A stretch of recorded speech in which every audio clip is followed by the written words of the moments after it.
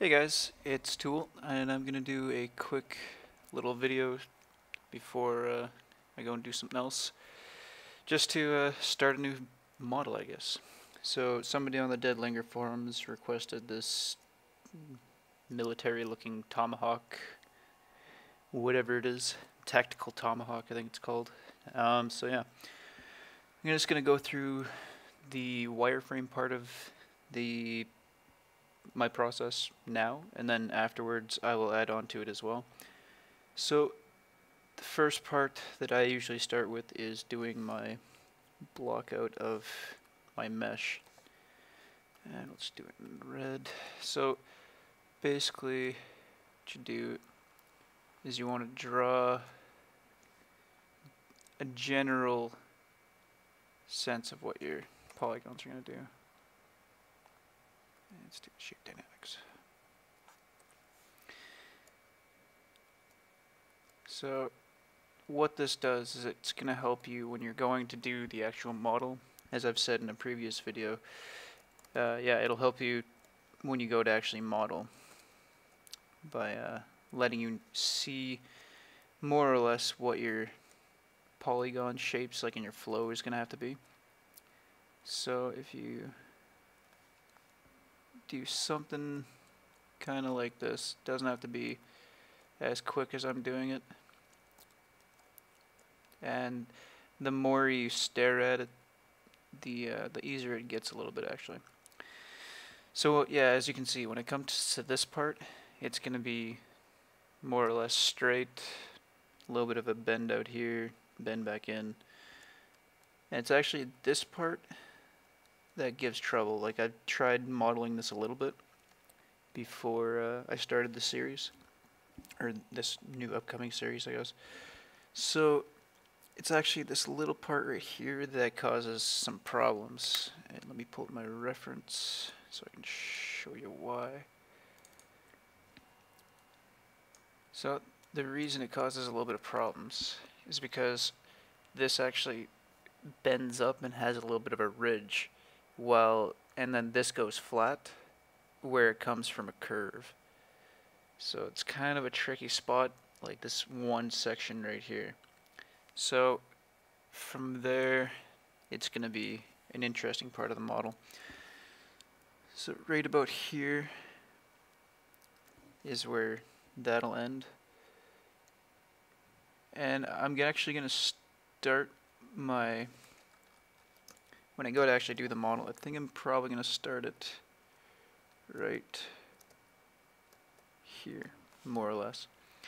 Because then I can do, like, that was an ugly line.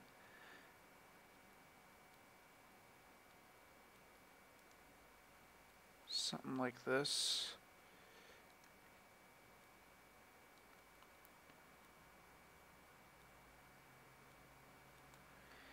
And then it'll be the same for the other side. And this will be actually a little bit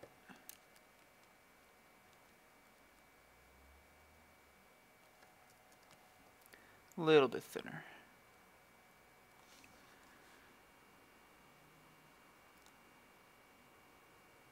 Draw my outline, and then I'll actually go back and divide it up later. The trickiest part about this thing is the fact that it actually has this curve on it, and then this little part in this area here actually fades out if you look at the reference picture. It doesn't go straight out and then into something onto the handle, it just kind of fades out. So it's kind of a pain to do. I think we'll do something like this, more or less to there. But of course this will be, I'm going to cheat when I go and do this. I'm going to actually do it in symmetry. So this will be, I will do half of it and then it'll mirror over, and that way I won't have to model the same thing twice, because that's really annoying. So maybe something like that. And because I know that it goes from a flat area here to a round area here, I'm actually going to have to put in some extra edges as well. So I'll probably end up making a couple extra edges on these sides. And when I start from this plane up here, I make my ridge and then do a little bit to go down there. I don't have transfer on at all. Apparently still didn't turn on. Stupid fan pressure. This is actually one thing I do suggest. If you are serious about doing models, if you don't have one already, you should probably go out and get a tablet of some sort. I use a Wacom Bamboo Pen and Touch. It's a pretty cheap one. It's just gets the job done. Makes it so I can actually draw instead of having to use a mouse pointer. So yeah, when you have like your general thing mapped out, like I'm not even gonna do this side because I know I'm gonna just do half of it. Then afterwards you can go and start modeling. Or you can do what I'm gonna do quickly is just do another quick block out for the rest of your model, which I also advise doing, because then you kind of know how everything's gonna fit together. The one thing also in this model that's a little bit tricky is this area. Should probably make a new layer. Is this area here. Now it doesn't look like it's that much, but it's the fact that it goes like this. So you're gonna have like one triangle there. You can make it a quad or something later. But the thing is it does it on both sides of this piece, and then you're gonna have like another there.